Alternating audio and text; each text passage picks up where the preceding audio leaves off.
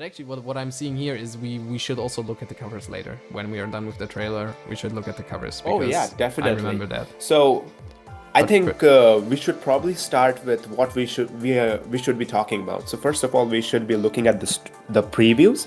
Yes. No. The thing is, you need to know the story as well. So what happens in the story is something that you need to find out for yourself, or you can watch the videos. You can watch the story videos. I have made the videos till Adverse Prelude, and I think I did a pretty decent job. We got some people going on helping me out there. Today I got Trappy with me. Yes. Hello there. Yes, so today we are going to be talking about some Arcaea lore stuff. So, in Arcaea, you could say it's just a rhythm game. Why would you really talk about lore? And like how deep the lore go, right? But only an enthusiast will understand how deep it goes. And Trappy here with me is an enthusiast, and he knows his stuff, and me too. So we were just chatting one day, and we were like, "Oh, the story," and we ended up chatting for 1 hour about some of the story. But then what happened later on was that we wanted to talk more, and we wanted to make it into its own thing. So today we are here, and it's a discussion video on Arcaea lore. It's going to be purely lore, nothing else. Story, okay, on its own part, story will have its own videos. But today we are talking about lore hidden in the game, and all of the things that Labyrinth has done for the game. And once you know that the thing is there, you're going to see just like we did, because we kept on discovering stuff. Yes. I discovered a lot of those things when I was making this lore video 3 years ago. This is probably ages ago for a lot of you guys. But what happened there was that stuff happened. I was not able to make the video.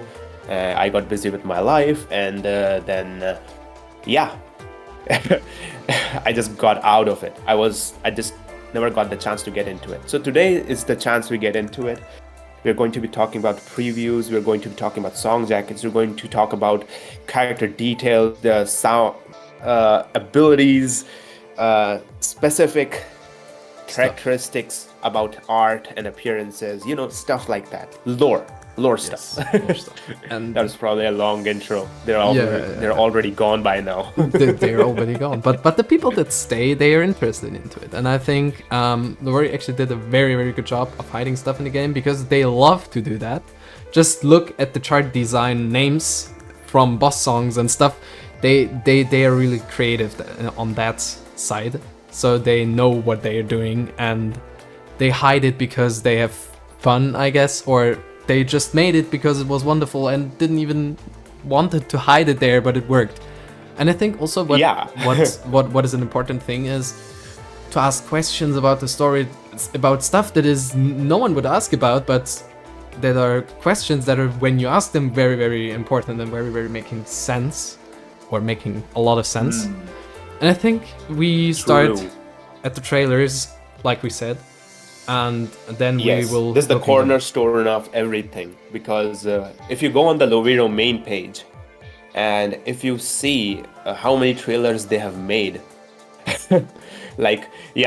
see how many trailers they have made. They have made a lot of trailers. It is a lot. It is for real a lot. But you might think that, this is the standard rhythm game doing its advertising, getting the audience in. But you would say that it is one of the best places to hide stuff, like an open site. If you look there, you will find something. If you don't look there, you will not find anything. So it's the best place for them to hide anything at all. And I don't think they hid even anything in there. No, I take that back. Previews are something to hype people up. And if they are able to find the hidden stuff, they'll probably be able to get make the hype go crazier. Yes. Yeah, exactly. But the thing is, the people have to find it. Yes, but we have our eyes opened, so we will look at Wishes Labyrinth first, which is the first trailer. I'll stop the video. Which is the first trailer. For the first pack, there is no trailer. And I also think something important we should keep in mind is this thing is... I found it earlier. How old was it? 7 years old. And Arcaea was in their starting foot, so they did not have really much money like they have now to make very, very wonderful trailers in 4K and stuff. So this seems a bit old. You did bring some attention to that point, because it does make sense. They were utilizing their resources as much as they could. Yes. Yeah. Okay, then let's get started. Look into the trailer. I hated this song so much. Yeah, this one is shit. So in here there is, how should I say this? It looks like they made it in an old polygon way, so very, very nostalgic. Yes, the graphics look very old school. But I like that. I like that actually. Yeah. Bunch of cool designs going here and there. You know what? It looks cool. And I think that was the theme they were going for, starting here. Yes. At some point they were like, yep, we are just going to throw some lore in there. We'll see. Yes. This is the star of our show for Vicious Labyrinth. Yes. So the first thing we can see here is actually the reflections of glass and like mirroring the stuff. So this is like different than the other stuff here, because this looks a bit, I don't want to say low quality, but I think you know what I mean by that. But this looks different. I think they were just cool designs, and there's some intention here. The sword. Yes, the sword. We should remember that. That sword. It's important. Yes, because the sword is important. Yes, the sword carries a lot of meaning there. And as you can see, it's breaking through the glass. Of course, we are not going to say what it means right away, because, of course, the lines have to be made. The dots need to be connected. This is the single dot. At first, it should not make sense. It's like, oh, a single sword. What would it mean? You could see that in the Axiom Crisis song jacket, the art. You can see many swords there. But maybe that's the reason they have added one singular sword, you know? It could be some design thingy, but no. It's not coincidental. There's actually reason behind the sword being there. And it has some lore meaning. Yes. So we keep that in mind. And the sword actually keeps on appearing very, very often, even in the game itself. So it is not a thing like in the trailers and the covers. It keeps on happening and it keeps on seeing. And it's only, and the thing is that it is only in the first storyline. In the second storyline, there is nothing about the sword. There are other things in there. Yes. So you cannot say it is the like Act 1 of creation only. There's a lot of swords. Yes. And a lot of its counterparts, which we are going to discover soon. But in Act 2, there's nothing else. I mean, we just started Act 2. There's nothing much to look for. But it just started. I don't think there is there. There is stuff in the trailers. There is a lot of stuff in the trailers, but we will discuss that at another end, because I think they hit even more in there. But back to Axiom Crisis. AK Plus made the song, so it is a song made by Arcaea, which is very interesting because we have not seen that in a story for a long time after that. I think this is the only song from Arcaea in a storyline, I think, but I'm not sure. Which is because I think they wanted a song that is very specific, so with a specific meanings, like they do with nowadays songs where they say, okay, we have this and this part of the story. We will also see that in later packs, and we want that and that in your song, or the song should sound like this and this. And an artist would want more money for that, to do that. And so they made the song themselves to save money for the boss song and also to make it more specific. The song is good. I hate the chart because I have bad muscle memory in it. It will never go away. But the sword is important. Yes, that's true. And also the glass has a meaning in Arcaea, a big meaning, and I think we will also see that. So everyone knows that the glass represents memories and fragments. We all know that. Yes. It's true. There's the first citat. Once upon a time, surely things had to have been better. This line is also in the realize story. It. Yes, that's a direct reference to when Tairitsu sees the memories of the end of the world. And it says, once upon a time, surely things had to have been better. So That's the first citat. And there's also another text, and I think the second one is not in the story. This one. No, this is there. This is there. This is there? I think it is paraphrased, maybe, but it is there. It could be. It is there. Yeah, okay, it could be There paraphrased. was an answer she did not want to acknowledge. That line is there. Immersed in the scene of light and chaos. Yeah, it is there. It is there. It is. But is the funny thing I'm is 100% sure that they mention not light and conflict, they mention light and chaos, like something with conflict, so with the side of Tairitsu is going into chaos, into something unordered, into something that is not wanted. It is not anymore conflict, it is chaos, which is referring to each other, but it is a very, very different word. Maybe they were starting off and they were just deciding on what they should call it. Maybe they should maintain the term as conflict, or maybe they should go ahead and say it as chaos, you know? Because later on, in these previews, you see it being more what is the word? More consistent with the terms light and conflict. Once they meet at Adverse Prelude, that's when the light and conflict things mix, and that's when you get both of the types of songs. Because before then, it's just Hikari getting light songs and Tairitsu getting chaos songs. Chaos, conflict songs. Yes. You're also unsure on what using. Yeah, and Yes. the cover is actually the next interesting thing. If we look on the first one, it is Tairitsu, and the text is in the bit, background. The background, I think it should represent the maze, so the Yes, or the labyrinth. other than Iconoclast, maybe Soundwitch. Yeah, Soundwitch. And Axiom Crisis and Grievous Lady. I think those four have a direct connection. Yeah, that's what I also think. But it is funny to me that there is a character that we never see again. There's one character and we just never see it again. It's just screwed away. There's so many of those characters in there. Yeah. And there is the next cover, which is also showing like she's in the maze. So now this is that she is inside the maze, so she walked inside. And now there is a bit. But then again, the character is not her. Maybe it's just the sound. Maybe it's just the art choice. It's not her. Yeah, her? She does not have a hat. Yeah.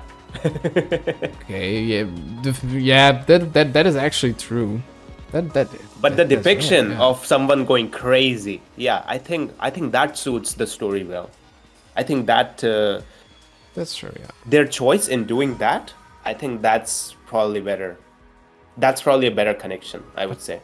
The thing is, she looks so. The moment you said it's not her, I also noticed the hat because I completely ignored it before. I don't know what's wrong with me in that direction, but it is like the character style itself is a bit nearly the same. Distorted. I would say it's distorted. Yeah. It is like it is not reality anymore, or like not really reality. Everything is moved, and here.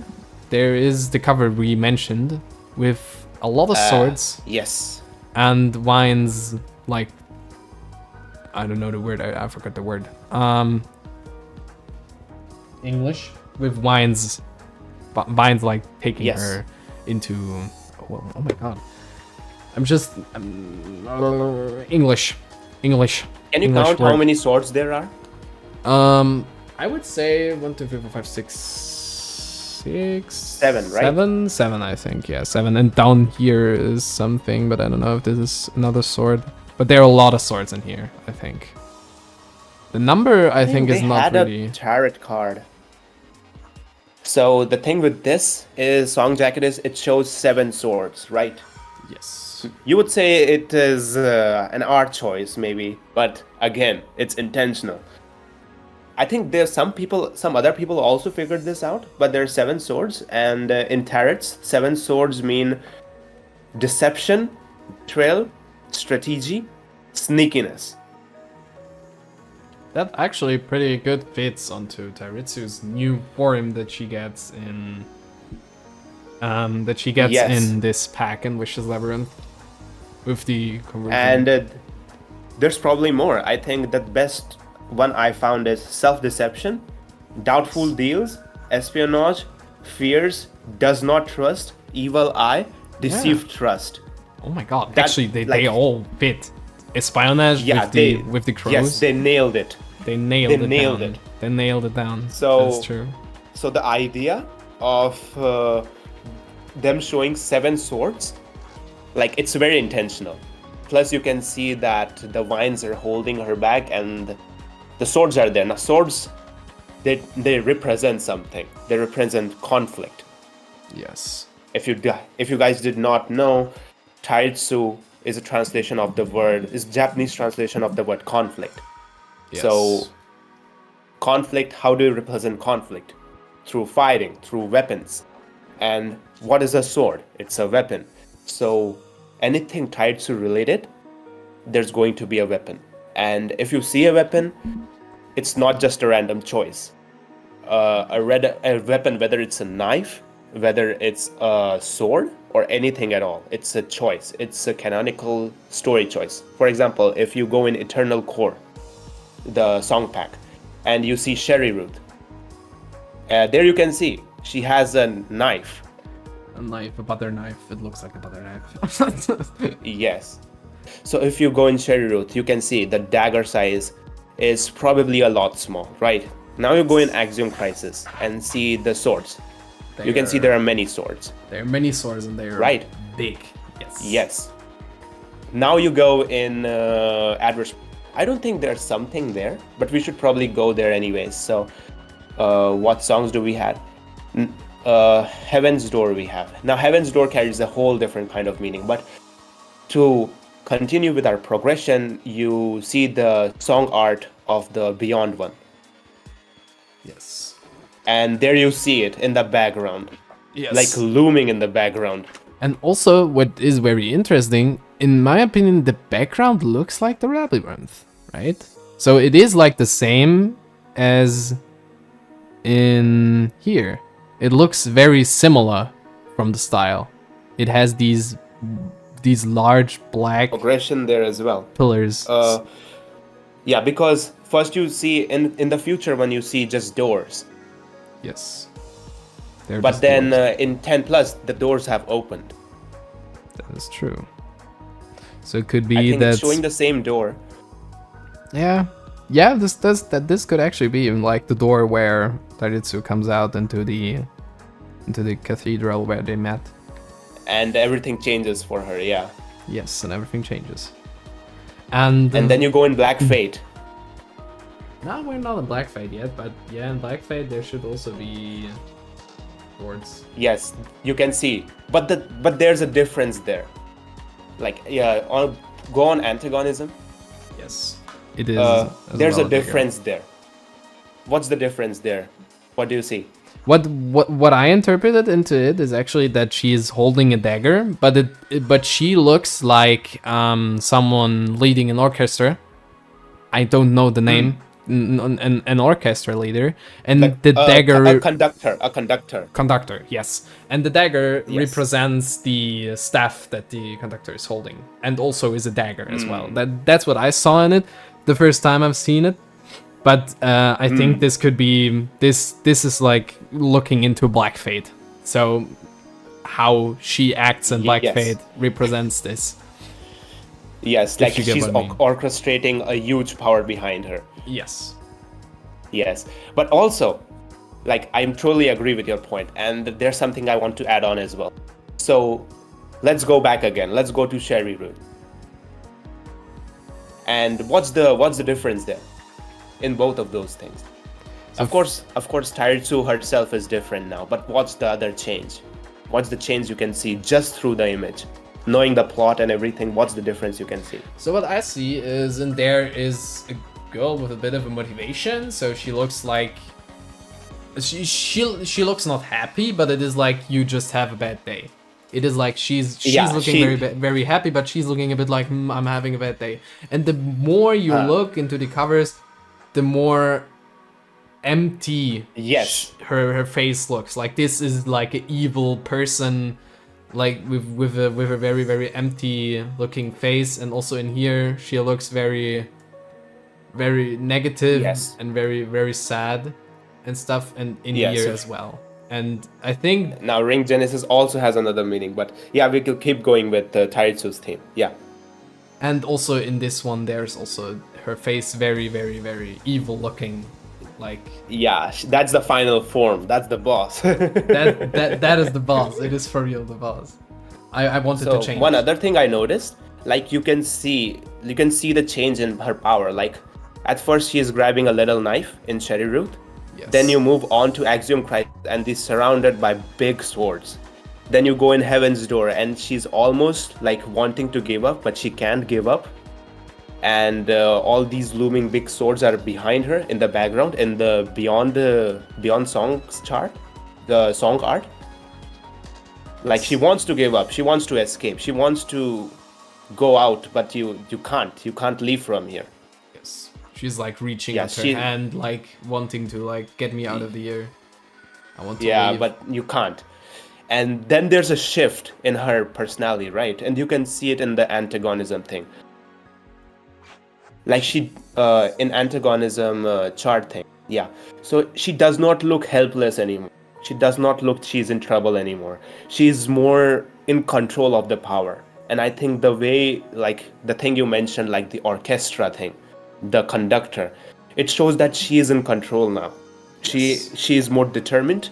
She's not helpless anymore, and she is ready to just go off. You know what I mean? Yeah, she Like it shows a clear progression in her personality Yes, throughout the story. the power got to her head, and now she is a different person. She also looks from Yeah. the style different, and I think that's a thing that they made intentional, because these arts, they all look Yes. very, very different than the arts before. And Yes. going back to Vicious Labyrinth, the change from Axiom Crisis, which is a very I don't want to say low quality cover, but it looks very analog, very like you would have shot it with an old camera, and this looks like 4K.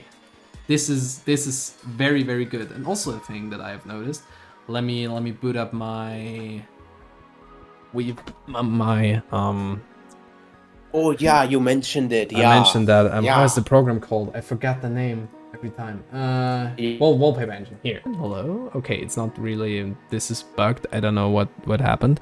But if you look in here, you can see it looks like a battlefield. Like the labyrinth collapses and I think that's nothing new. I think everyone reading the story and watching the videos knows that the labyrinth collapses, and you see she is sitting in the remainings of the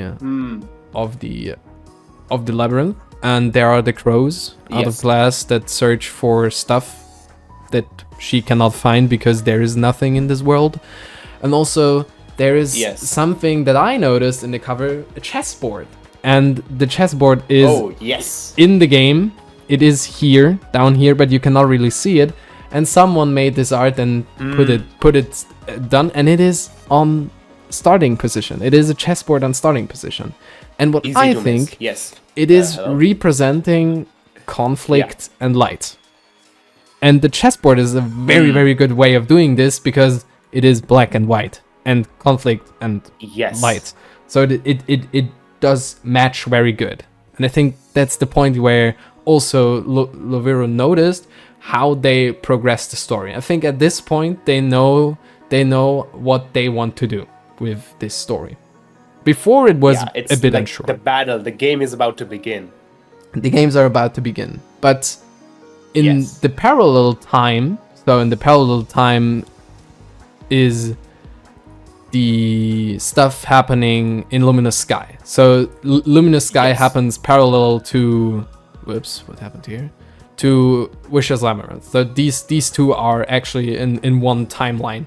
So the chessboard is there to represent that something will happen, that something will go on in the future. Like the game. Yes, like in Begins. the like you can see the one notice. I mean one detail that I noticed just now. Like of course another thing you would think that this is not intentional, but it is intentional again because you can see the black pieces are like in our what am I saying? The black pieces on our shit, I can't speak.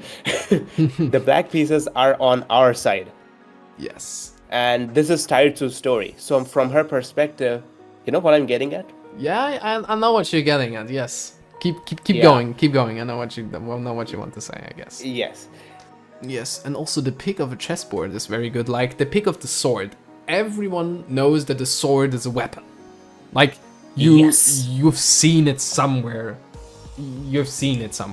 And also that it is the same with chess. Like every person on this planet, or every person that I know, if I say chess, they have a picture in mind. And if I say sword, they have a picture in mind. So that is something very, very universal. Very, very universal. And it also perfectly represents the both. And also another detail. I think they did a really good job. They did a really good job with that. And also another thing that is stuff that I see with Tairitsu are these butterflies. So they are appearing in a lot of places in the game, in a lot of covers, especially in Black Fate, in the Tempestissimo thingy here. There are also these butterflies, and the later you look, the more detailed they get. And at first they are very, very, how do I say this? Very, very they just look like if flames flying around, but they represent butterflies. And also, like, there's a difference there as well between the crows and the butterflies, because the crows are made from the memories of conflict. Like Tairitsu made the crows. The butterflies were something that existed on their own, I think, before that. But the butterflies are gathering around her, like. Yeah, of course they are. They're. I'm not saying that the butterflies are not gathering around her. I'm just saying that the crows are what she made intentionally. Yes, the butterflies existed before. The crows are the messengers the things she made before, very intentionally. And that's also a very interesting thing, the crows, because they are made out of fragments. Like it is stated in the story, I think, that she made these crows out of glass, so out of memories of stuff. So it is very, very interesting that memories can like exist and live, and like someone can control these memories onto a point where they are doing intelligent stuff, like they are flying and scouting, and they come back, they have nothing, and she just destroys them, and they fly into shards. Yeah, and I think that's where we can see like the power she gains, like how much power she gains over time, and you can see the ability of her to control and sort of breathe life into these glass. I mean, the memories, the Arcaea, it was all alive anyways, but to use that to her own advantage and in her own way to make creatures, you can see her progression in power. Yes, you can see a progression in power. That is very, very true. And I just remembered. Yeah, we are just on the Vicious Labyrinth. We're just on Vicious Labyrinth. Yes, and that is the thing. You can find a lot of stuff, and the stuff carries on. But I think that is actually so. I do not remember anything. I think we can look at the characters again. So this is the Axiom one. I think we should probably do this in multiple parts. That should be the end of part 1. What do you say? Yeah, I also think this should be the end of part 1. But I think one thing we can should keep going. do. And that was it. Thank you for watching this video. Hope you enjoyed watching it. And hopefully you'll love the next part as well. Please feel free to comment and share your feedback, as this is our first time doing something like this. And leave a like and subscribe for the next part. Very soon there will be a lot more videos. So keep your watch. There will definitely more coming. Check out Trappy. Here's his YouTube channel where he has recently started to upload his perfect clears, and very often too. So check him out. Give him a subscribe. And finally, join the Discord server. We have some good members over there. We have activities that we have done so far, Of course, this is a recording of the past, but very recently we have done some link plays and some good sessions as well, and we do have some good discussions going on over there. So I will see you guys there. Bye bye, take care, peace.